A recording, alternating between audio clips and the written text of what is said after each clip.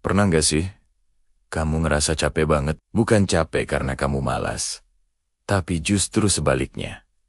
Capek karena kamu sudah berusaha sekuat tenaga. Kamu bangun pagi setiap hari, kamu jalani semua tanggung jawab, kamu menahan begitu banyak hal sendirian.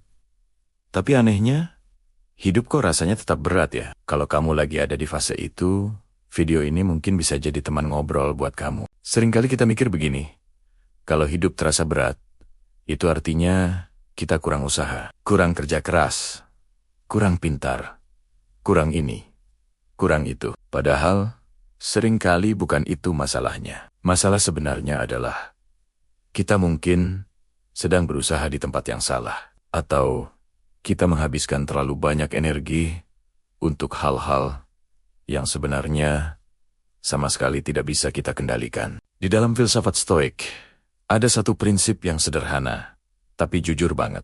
Bunyinya begini, bukan peristiwa yang membuat kita menderita, tapi penilaian kita terhadap peristiwa itu. Coba kita renungkan sejenak. Artinya, hidup terasa berat itu bukan karena hidupnya yang kejam atau dunia yang gak adil, tapi bisa jadi karena pikiran kita sendiri yang terus-menerus melawan kenyataan. Kita punya ekspektasi, kita punya keinginan, kita ingin dihargai oleh semua orang. Kita ingin dipahami tanpa perlu repot-repot menjelaskan. Kita ingin dapat hasil yang cepat dari sebuah proses yang panjang. Dan saat semua itu tidak terjadi, kita langsung merasa gagal, merasa sedih, merasa dunia tidak berpihak pada kita. Padahal sebenarnya, kita hanya sedang menjalani hidup yang normal.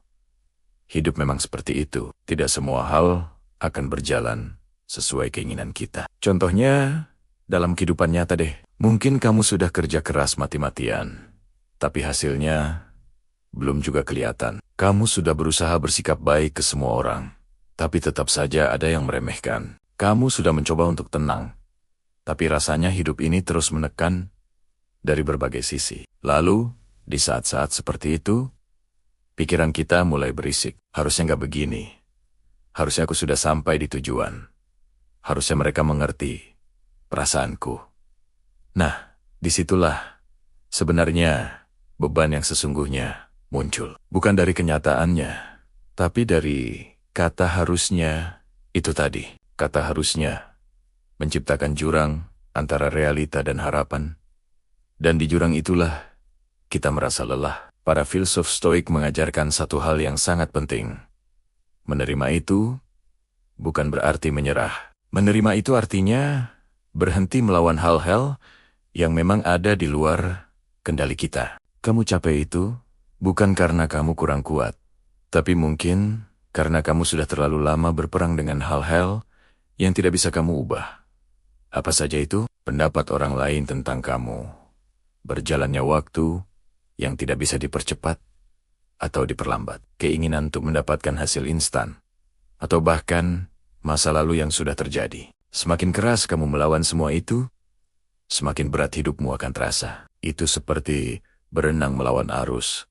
Pasti melelahkan.